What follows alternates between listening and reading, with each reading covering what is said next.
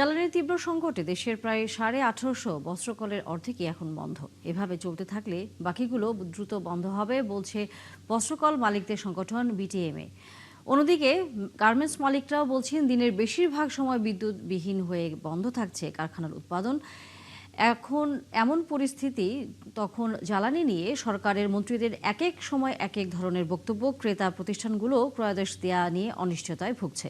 জাহিদুল ইসলামের প্রতিবেদন। দেশের বেশিরভাগ বস্ত্রকল চলছে উৎপাদন সক্ষমতা কমিয়ে অথবা পড়ে আছে বন্ধ হয়ে, কারণ প্রয়োজন মতো পাওয়া যাচ্ছে না কারখানা চালানোর অন্যতম কাঁচামাল গ্যাস। এই খাতের উদ্যোক্তারা বলছেন এরপরও দিতে হচ্ছে শ্রমিকের মজুরি এবং ব্যাংক ঋণের চড়া সুদ। অথচ কবে নাগাদ জ্বালানি সমস্যার সমাধান হবে সেটি নিয়েও তৈরি হয়েছে ধোঁয়াশা। বিটিএমএতে ধরেন 1850টি ফ্যাক্টরি আছে, 900টি বন্ধ।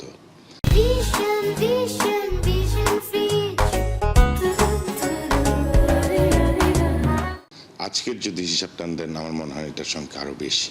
ব্যাংকে সময় মতো টাকা আমি দিতে পারি না, আমার লোন ঋণ খেলাপি হচ্ছে।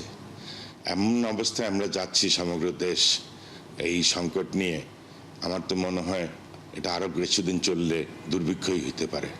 এখন পর্যন্ত আমরা এনার্জি মিনিস্টারের সাথে দেখা করতে পারিনি। গার্মেন্টস ব্যবসায়ীরা বলছেন জ্বালানির অভাবে তাদের কারখানাও বন্ধ থাকে দিনের বেশিরভাগ সময়। বায়াররাও কিন্তু আমাদেরকে বারবার এটা নিয়ে কিন্তু কনসার্ন এবং জিজ্ঞাসা করতেছে, প্রতিদিন যে 4-5 ঘন্টা লোডশেডিং হচ্ছে, এই পরিস্থিতিতে আপনি তো প্রোডাকশন করতে পারছেন না। যে ভলিউমের অর্ডারটা আপনাকে দিব, আপনি কি যথাসময়ে আপনি কি শিপমেন্ট করতে পারবেন? তো সরকারের কাছে আমাদের অনুরোধ থাকবে যেন আমাদের দ্রুত বিদ্যুৎ গ্যাস আমাদেরকে যেন সরবরাহ করে থাকে।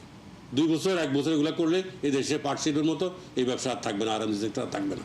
মধ্যপ্রাচ্য যুদ্ধের কারণে কাতার এবং ওমান থেকে চুক্তি অনুযায়ী গ্যাস না পাওয়ায় তীব্র হয়েছে জ্বালানি সংকট। অন্যদিকে যন্ত্রপিকল থাকায় আমদানি করা এলএনজিও সময় মতো খালাস করা যাচ্ছে না।